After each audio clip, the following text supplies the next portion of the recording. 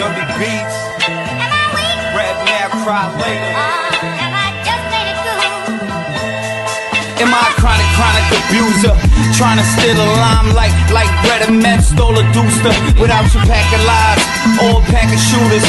Just my wise guys in the pack of... Good afternoon, ladies and gentlemen, and welcome to another episode of the Adrenaline Rush podcast. I am your host, Daniel Crimmins, and we got another good show for you today.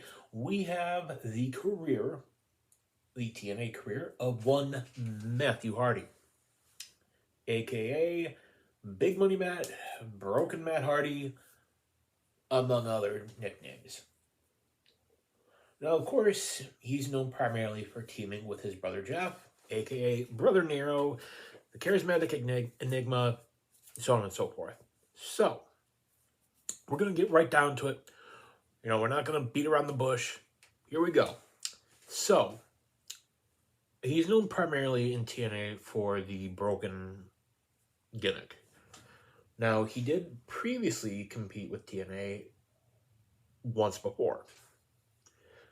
He made his debut in TNA back in 2011 on January the 9th.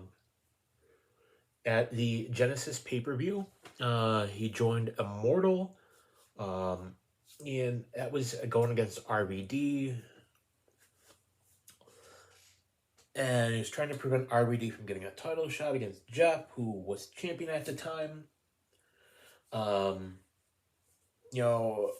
I think the most memorable bit during that tenure was a match where he was supposed to compete against Beer Money. And everyone thought, oh, he's going to pick his brother Jeff. Who's the tag team partner gonna be?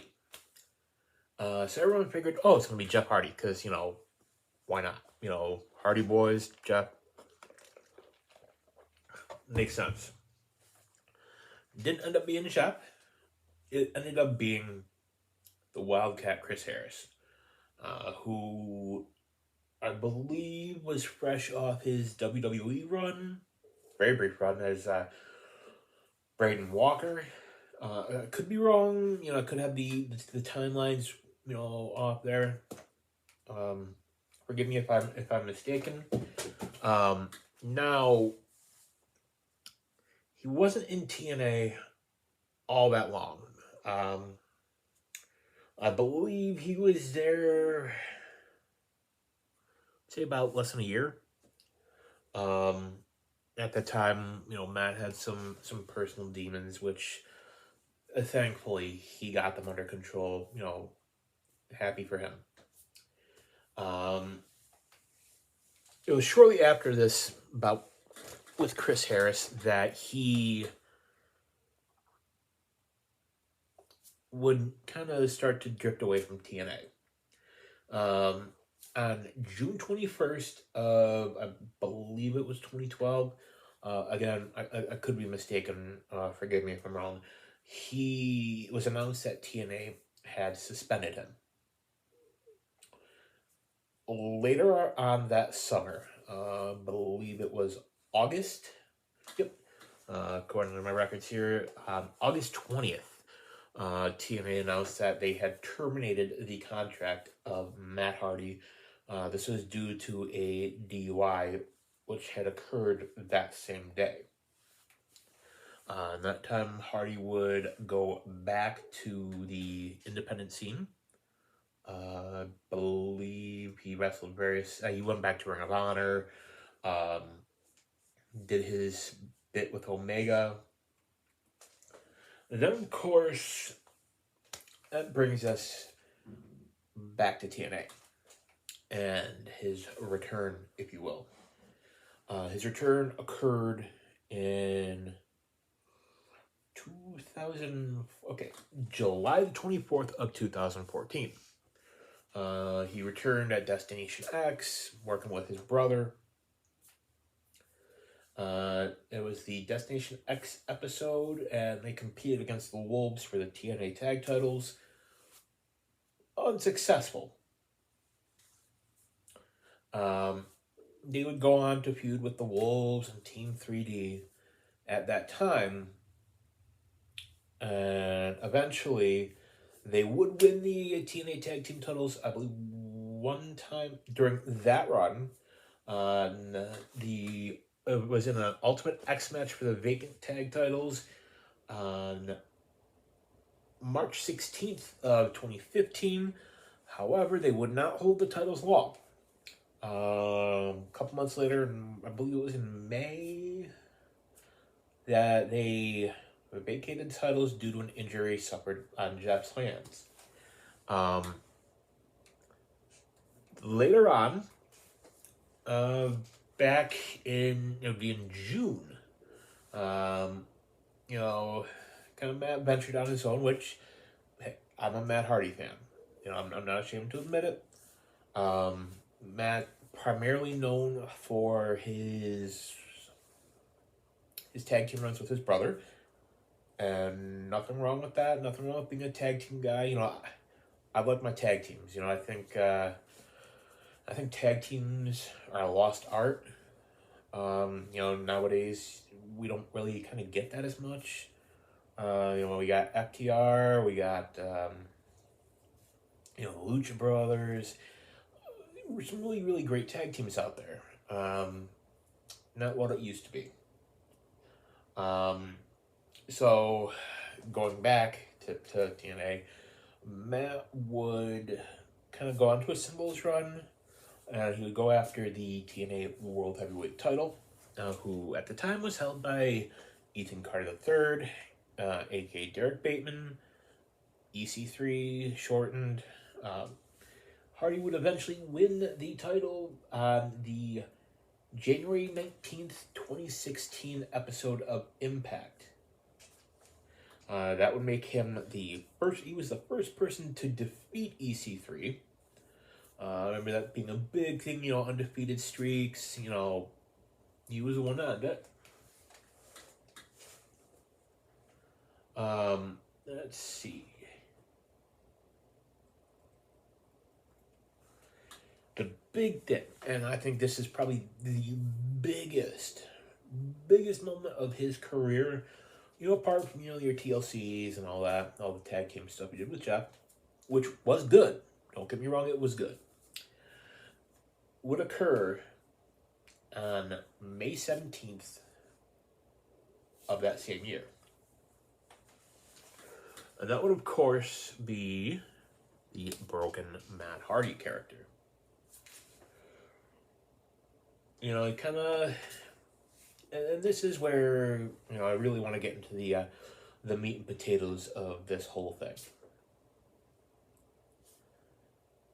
This is primarily Matt's thing, and this is what I really want to touch on with this episode.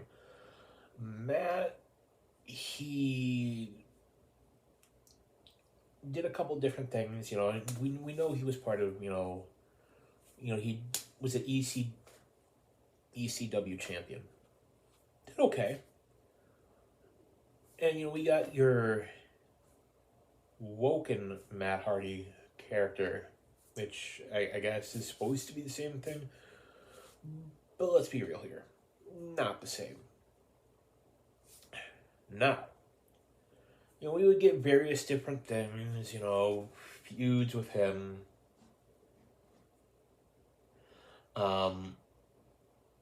They would compete in a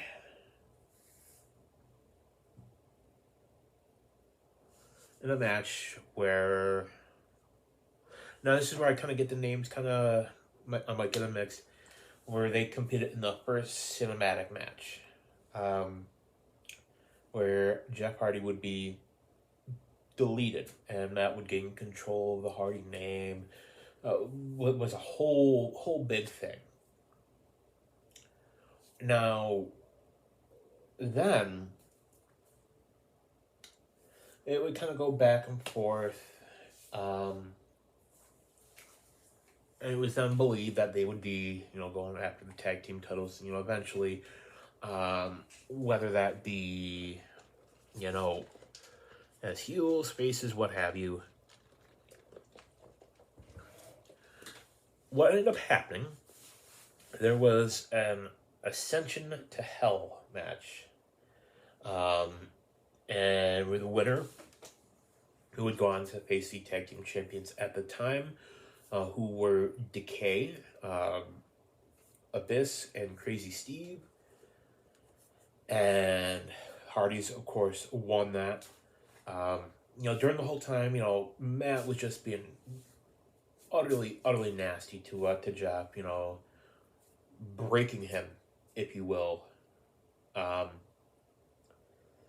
And I remember, and again, correct me if I'm wrong, Jeff, winning the match essentially on his own. I don't even think Matt got in the match. But, what happens, Jeff, I remember laughing like a lunatic. And the whole time, throughout this whole bit, you had Matt calling him Brother Nero, which, if you don't know where that comes from, it's Jeff's middle name, Nero. Jeffrey Nero Hardy. Now, what would then happen, after the match, Jeff starts laughing like a lunatic and saying, "I am Brother Nero," and Matt saying, "You are broken." So then we would have Broken Matt Hardy, Brother Nero, the Broken Hardys, which to me was exciting. It's sort of like it's like a piece of art. Wrestling is, to me, an art form.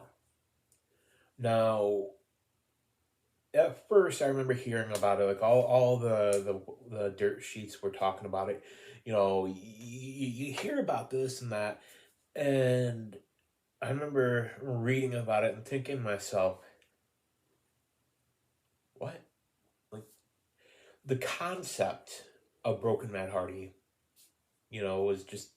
was out there. You get this guy who, with wild hair and, the streak of blonde through the hair. And I believe it was a Final Deletion was the first one. There have been a couple of them. Each one has had, a title to it. So we get that. We get, the Broken Hardys feuding with Decay. And it was magic. It goes to show when you have a character and a talent who has a clear vision as to their character, and it's a good character, let them run with it. TNA, to their credit, really let Matt run with it. They gave him the ball, and they say, "Here, go for it." I think, and just going to kind of sidetrack here, I think the reason it didn't work in the WWE is very simple, real simple. In WWE, you have the writers. You have a whole core of writers who come up with the storylines and the scripts and all this. But then you have the big guy. You got Vince. And it's been said that by several people that Vince either didn't like the broken gimmick, or maybe that he just didn't get it. Didn't understand, what's the appeal. What's so great about Broken Matt Hardy? Sorry, Woken Matt. I think the reason it worked, at least in my opinion, was it was something different. It was something we'd never seen before. People like to be entertained. Do you go and watch the same movies over and over and over again? Do you go and watch, there's similarities, but you like to see something different. I think that is a measure of success. And Matt Hardy is someone that, right or wrong, he's always done something different, always found ways to reinvent himself. Uh, whether he was, the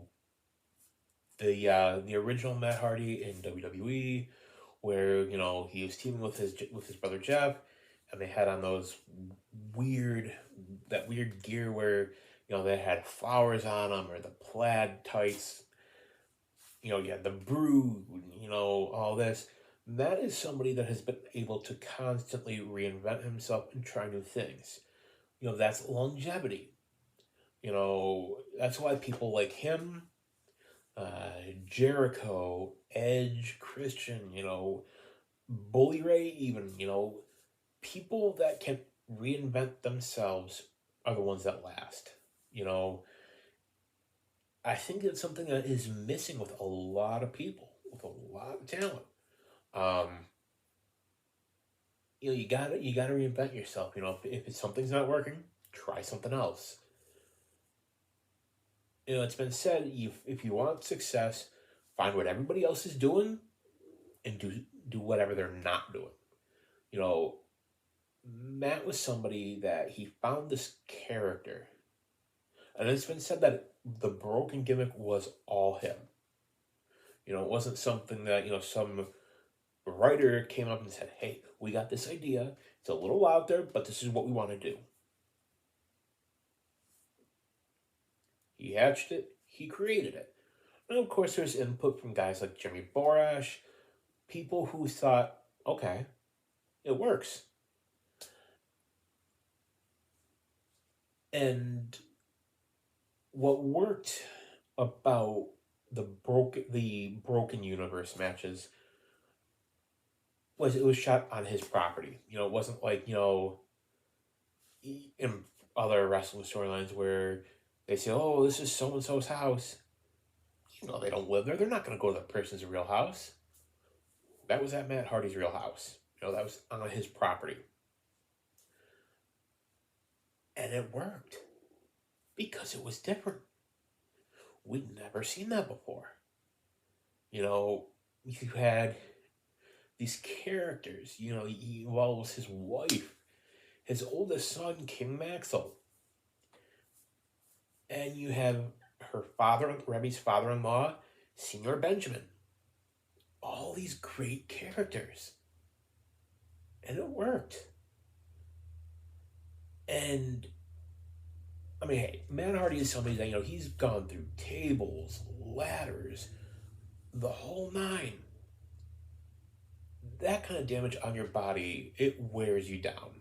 He said it himself. People that know him have said it. He's banged up.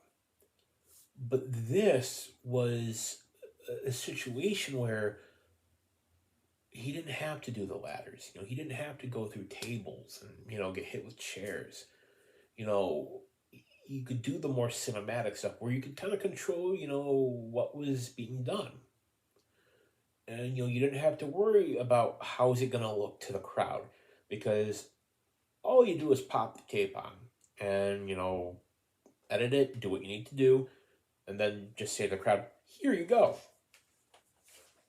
It worked.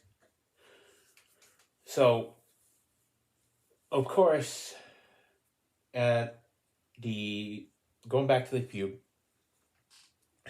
with Decay, at Bound for Glory of that year, the Hardys would defeat Decay in the Great War to win the TNA Tag Team titles for the second time. They would feud with Decay for a little bit, and they would retain those titles. And there would be a match on that year. Let me check the date. On December 15th, it would be Total Non-Stop Deletion. And And of course, it was absolutely wild.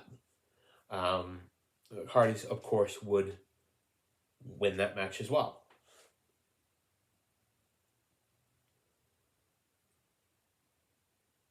Now, it was around this time when things started to change. The Hardy Boys, the Broken Hardys, Broken Matt, Brother Nero, would go on to what they called the Expedition of Gold. They would go into different places, win tag titles wherever. They had the TNA titles, or sorry, the Impact Tag Team titles. They had them. They had the Ring of Honor Tag Team titles. They had pretty much everywhere. I don't know if they had the New Japan Tag titles or not. I don't think they did. Now, they would then leave TNA. And they tried to take the gimmick with them. And of course, Anthem put up a fight. Said, no, we own the gimmick. It's ours. You created it here. It's our intellectual property. And it was a whole thing. They were allowed to do the gimmick as long as it wasn't like a company that had TV rights. So they couldn't, and it was widely speculated that they were going back to WWE at that time. And the thought was, oh my God, the broken gimmick with a higher budget? Interesting. So of course, it didn't happen. They dropped the last titles that they had were the Ring of Honor Tag Team titles, and they would drop them to the Bucks of Youth, aka Generation Me, aka the Young Bucks, in a ladder match. And then the future could have been anything. Now, what then happened, that brings us to, because I feel that we need to address, because there was a whole thing. There was a huge legal fight. You can find it on all out there. Matt's wife Rebby has made comments about Ed Nordholm, the president of Anthem, what they were doing, and it was a whole thing. I believe there were lawsuits involved. He ended up taking a variant of the gimmick, the Woken Matt Hardy, in WWE. As I mentioned before, it wasn't as successful. Again, I think because, Vince has the final say, and he didn't quite understand the gimmick, sadly. And it was long believed that, we would never see him back in TNA. Matt would be in WWE for, a couple years. We got the storyline with Bray Wyatt, which I believe was the Ultimate Deletion. They were feuding back and forth. Matt was, losing a lot. Jeff, I believe, was injured at the time. Shoulder injury, if I'm not mistaken. Somebody let me know if I'm incorrect. Now, what would then happen? Hardy would then depart WWE around 2019, 2020. Would show up in AEW as Broken Matt. And it just didn't really seem to get over there. I think, at least in my opinion, was due in large part to the pandemic. He teamed with the Elite against the Inner Circle, and it never seemed to get on, sadly. I think, and this is just my speculation, I think it's going to. He's doing his big money Matt gimmick. It's working. He's doing okay. I think what he's waiting for is for Jeff's contract to end. And I think it's almost a given at this point. When it does, Jeff is going to go to AEW for one final run with his brother.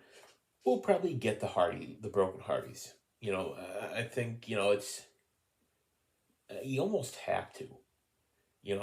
I think to see that in AEW or anywhere, it truly let him do the gimmick, and I think Tony Khan would let him do it. I think it would be fantastic. I think, it would be something different. I think, you let him do it. You say, hey, do what you want to do, with parameters. I think it's going to happen. I think, maybe we get, the Hardys versus the Young Bucks in a deletion style match. Maybe we get Santana and Ortiz versus the Hardys.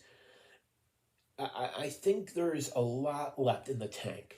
Let's be honest. The Hardys are not spring chickens anymore.